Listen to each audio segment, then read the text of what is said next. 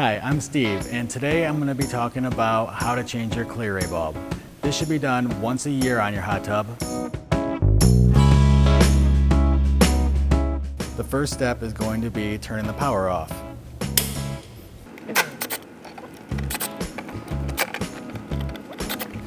After you remove the screws, you pull the cap off. There's a harness that is attached to the bulb. You want to disconnect that harness and slide the bulb out of the unit, like so.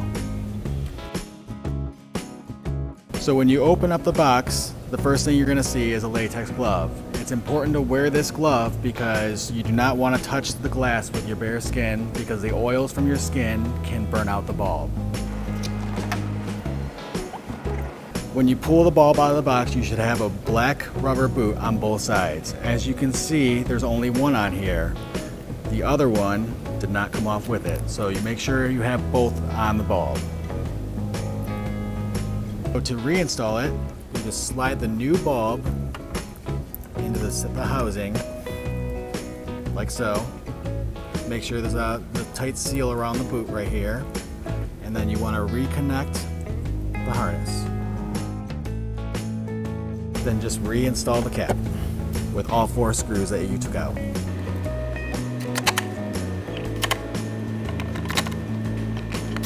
To reset the counter for the UV bulb, you will want to press the menu button until you see UV. Once you are displaying UV, you will press the plus sign to get into the number of days left to reset your ClearRay bulb. Press the plus sign until it displays 365, then press 1 to confirm. This resets your ClearRay bulb timer.